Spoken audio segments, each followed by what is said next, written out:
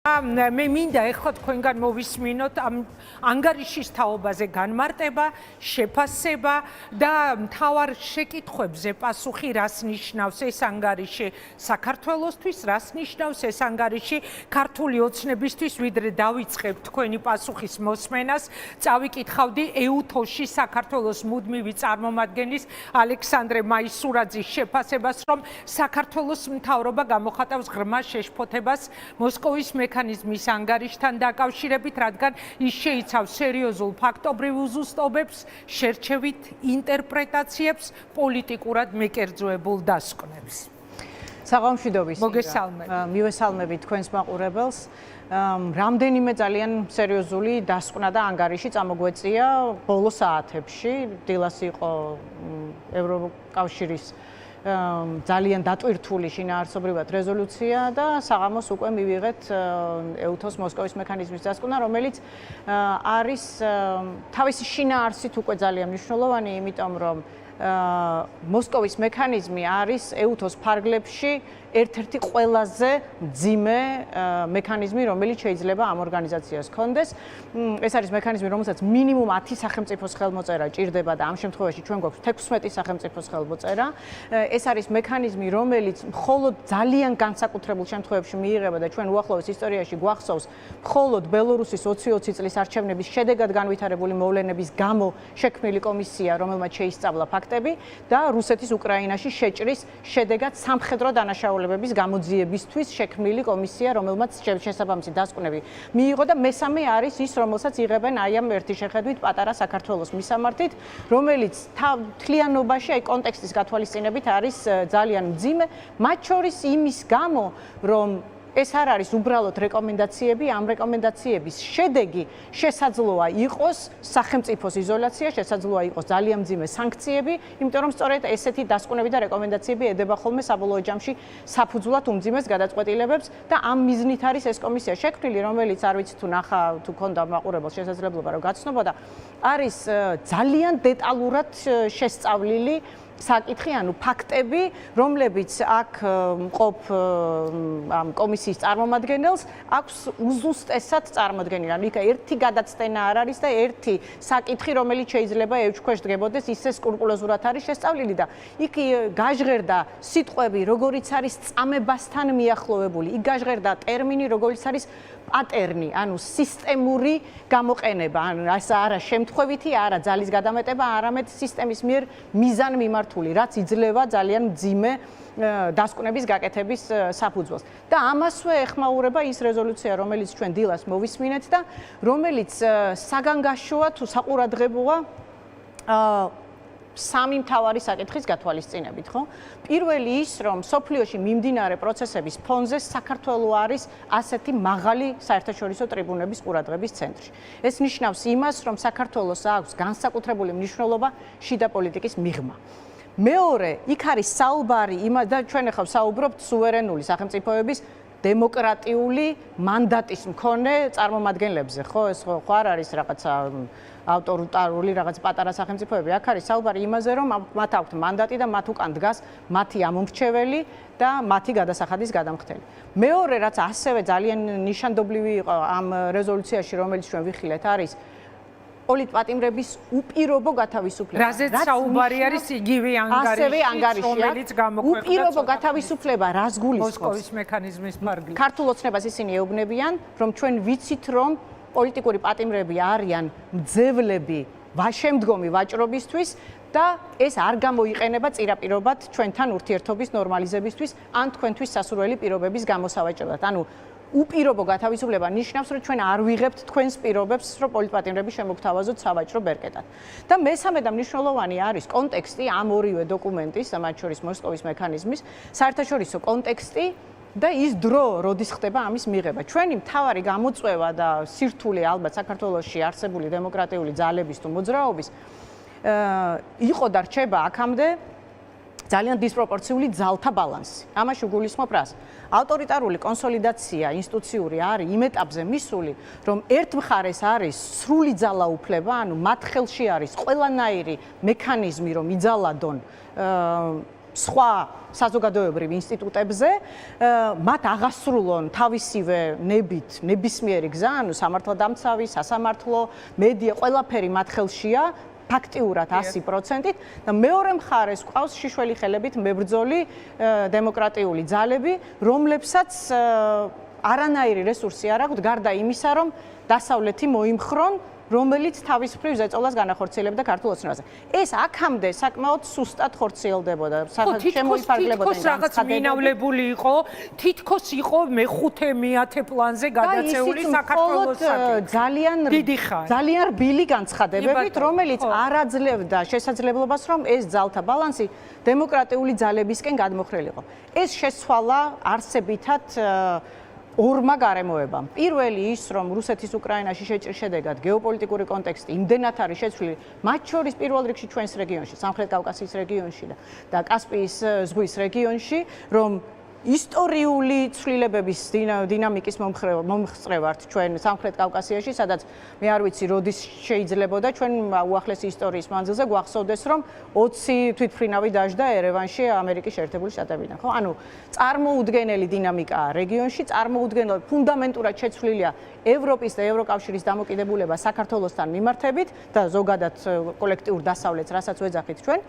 მეორე რასაკვირველია ეს განაპირობა იმან, რომ განაპირობა იმ სახალხო მოძრაობამ, რომელიც საქართველოში, არ ვიცი, ალბათ რაღაც უპრეცედენტოა, იმიტომ რომ ასე დაუღალავად ხალხი მართლა შიშველი ხელებით იბრძოდეს, იცავდეს უბრალოდ დასავლურ ღირებულებას, ასეთი შეიძლება ევროკავშირის შიგნით ძალიან ცოტა მაგალითი ახსოვდეთ და ამავდროულად ამას დამატებული უსერიოზულესი კონტექსტი. ქართული ოცნების მიმართ არსებული ეჭვები, რომ ისინი შეიძლება ჩართული იყვნენ ტრანსნაციონალურ დანაშაულებებში, როგორიც არის ქიმიური იარაღის, საერთაშორისო და აკრძალული ქიმიური იარაღის გამოყენება, როგორიც არის დერეფნის უკანონო მიზნებისთვის გამოყენება, ნარკოტრაფიკინგი, სანქციებისთვის თავის არიდება და იმ უკანონო გზებისთვის გამოყენება, რომელიც ფუნდამენტური უსაფრთხოების პრობლემებს ქმნის ევროპის. აი ამ რეალობაში ჩვენ ვხდებით მოწმენი, კიდევ ერთხელ ვიტყვი, ბოლო პერიოდში ყოველ შემთხვევაში განცდა ასეთი რჩებოდა ქალბატონ ნინო, რომ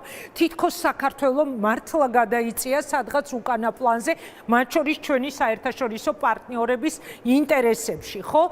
და აი ეს ბოლო პერიოდის ანგარიშები, რეზოლუცია, შეფასებები მეტყველებს იმაზე, რომ სულაც არა. და ჩვენ როცა საუბრობთ ამ უსერიოზულეს ინსტრუმენტზე, თუნდაც რითიც დავიწყე საუბარი მოსკოვის მექანიზმის ფარგლებში მომზადებულ ამ კრიტიკულ ანგარიშში, კითხულობთ პირდაპირ, რომ ისინი ეჭმიტანილები არიან ქიმიური იარაღის გამოყენებაში, საკუთარი მოქალაქეების წინააღმდეგ, რომ ისინი ეჭმიტანილები არიან წამებაში, საკუთარი მოქალაქეების წინააღმდეგ და მთელი ანგარიში თავისთავად იმაზე მეტყველებს, რომ ეს ყველაფერი არის გამოსაძიებელი. გამოვრიცხოთ თუ არ გამოვრიცხოთ, ვინაიდან იქ მარტო ჰააგაზე არ არის საუბარი, ხო?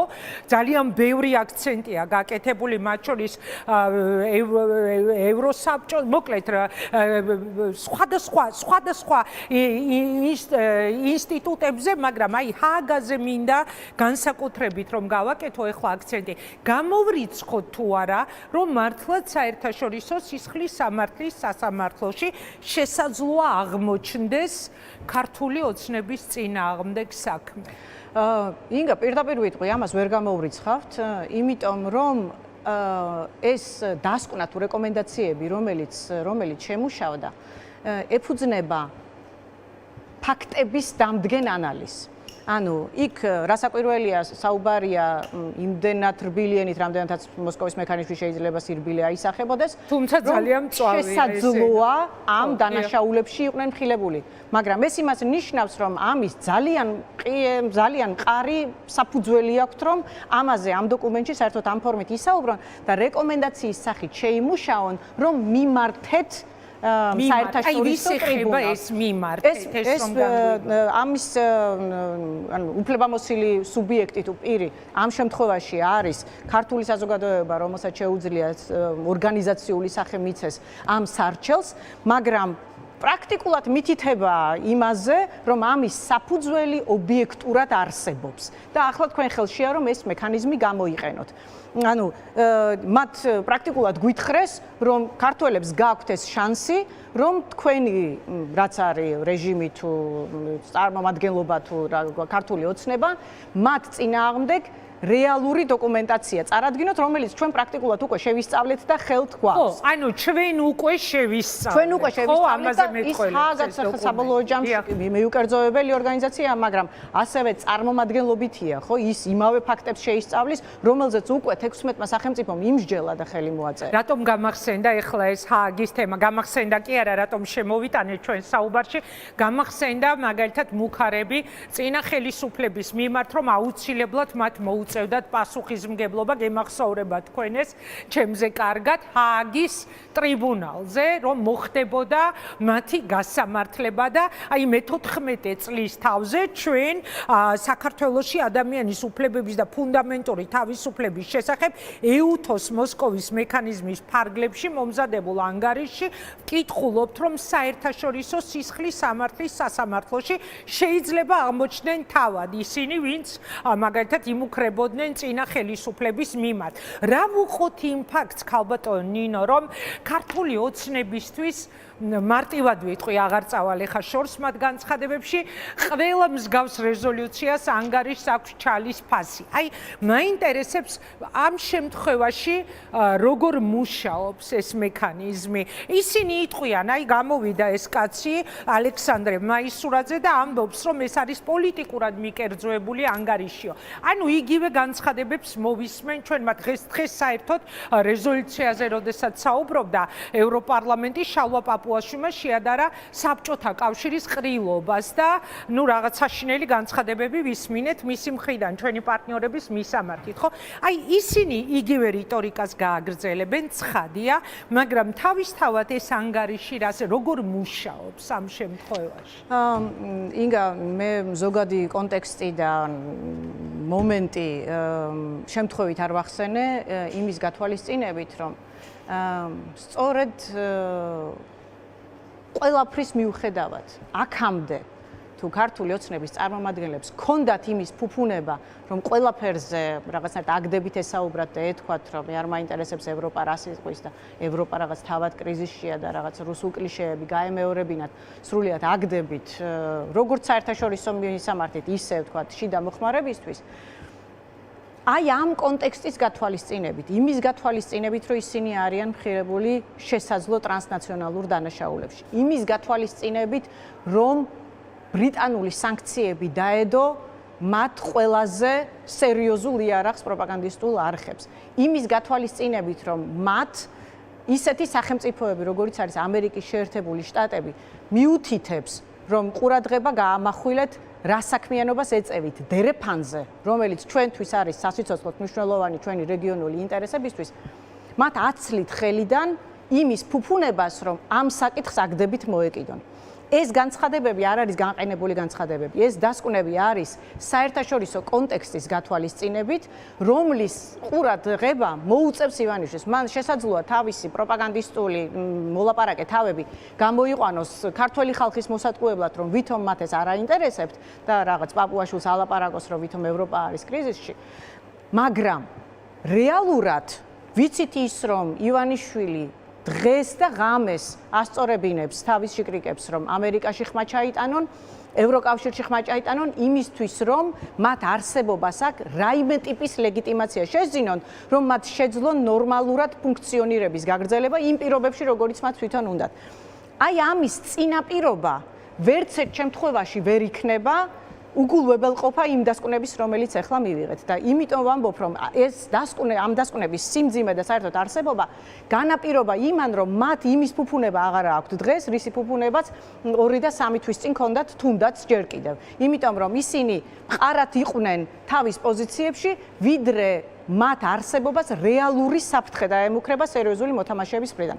ამიტომ თქვი, რომ რასაკვირველია ჩვენ ახლა მოცემულ პირობებში, როდესაც ტოტალური ავტორიტარული კონსოლიდაცია მიმდინარეობს და პრაქტიკულად ბოლო ფაზაშია, ოპტიმიზმს სიფრთხილით უნდა მოვეკიდოთ. ეს არის გრძელვადიანი საკითხი და ხვალდაზე დიდი გარდატეხა ვერ მოხდება. მაგრამ ჩვენთვის ყველა მომენტს და ყველა განცხადებას აქვს მნიშვნელობა, იმიტომ რომ აი ამ დარღვეულ ძალთა ბალანსში ძალიან მნიშვნელოვანია, რომ ყოველდღიურად თუნდაც პატარა ზომებით დასუსტდეს სისტემა და ამით ავტომატურად გაძლიერდეს დემოკრატიული მოძრაობა და ეს არის რასაც აი ამ ტიპის განცხადებებს მოყვება. ეს არის რომ დღეს უფრო შეგულიანებული შეიძლება იყოს საზოგადო მოძრაობა, შეიძლება უფრო მყარი იყოს შაბათის მარში და შესაძლოა ოდნავ მეტად შესუსტებული იყოს ის რაღაც ფსევდო სიმყარე, რომელიც ოცნების ხო, იმიტომ რომ მათ წინააღმდეგ მიღებული სანქციები და მომავალში მისაღების სანქციები, მათ წინააღმდეგ გაკეთებული ყველა განცხადება რასაკვირველია იქნება დიდწილადაც მათ შორის დაფუძნებული სწორედ აი ამ ანგარიშზე, იმიტომ რომ გეთანხმებით, შეიძლება ქართულმა ოცნებამ აკეთოს განცხადებები საკუთარი პროპაგანდისტების მეშვეობით, შიგნით, ქვეყნის შიგნით საკუთარი მხარდამჭერებისთვის, მაგრამ ეს არის უსერიოზულესი მექანიზმი, რაზე ჩვენ ვსაუბრობ და ყველაზე საინტერესო ის არის, რომ აი მართლა სულ რამდენჯერმე არის გამოყენებული, თქვენც ისაუბრეთ ამაზე და როგორც წესი არის იმის აღიარება, რომ ავტორიტარული რეჟიმი მართავს ამ ქვეყანას და ბოლო კითხვას დაგისვათ, კიდევ რა რეაქცია შეიძლება იყოს მოსალოდნელი ჩვენი პარტნიორების მხრიდან? ნუ აშკარაა, რომ დამოკიდებულება საქართველოსთან მიმართებით არ იცვლება. აშკარაა, რომ ყურადღების შენელება არათუ არ ხდება, არამედ პირიქით უფრო მაღალ რეგისტრში ადის და რაც მთავარია, სულ უფრო მწვავდება ოცნების შეფასება იმ მოცემულობის პარალელურად, რომ ოცნება ცდილობს საერთო ენის გამონახოს, ან ოცნება ცდილობს რაღაც ტიპის სავაჭრო გზები მონახოს, რომლითაც ის მეტნაკლებად სასურველ დღის წესრიგში დააბრუნებს საერთაშორისო თანამეგობრობას. ამის შესაძლებლობა სულ უფრო ნაკლები ხდება, მით უმეტეს, როდესაც ასეთ განცხადებებს ვისმენთ და ეს გვაფიქრებინებს ჩვენ, რომ ოცნებას თუ აქამდე ილუზიები ქონდა, რომ რაღაცეებს გამოიყენებდა სავაჭრო ბერკეტად საკუთარი პოზიციების დასაცავად, ახლა შეიძლება უფრო მალე მოუწიოს ისეთ დათმობებზე წასვლა, რომელზეც საერთოდ არ ქონდა აქამდე გადა. და აქაც წავიკითხეთ, როდესაც ვკითხულობდით ამ საღამოს იმავე რეზოლუციაშიც, აქ როცა იყო ეუთოს საპარლამენტო დელეგაცია ჩამოსული, ასამბლეის პრეზიდენტი, მისი განცხადებაც ამას ეხებოდა ზუსტად 2 დღის წინ, პირველი მოთხოვნა, პირველი რეკომენდაცია გაათავისუფლეთ პოლიტიკური ნიშნით დაპატიმრებული ადამიანები, ანუ ყველგან ჩვენ ვხედავთ, რომ მთავარი ნომერ პირველი მოთხოვნა არის სწორედ პოლიტიკური ნიშნით დაჭერილი ადამიანების გათავისუფლება. დიდი მადლობა ნინო, მადლობას გადაგიხდით გადაცემაში მონაწილეობისთვის.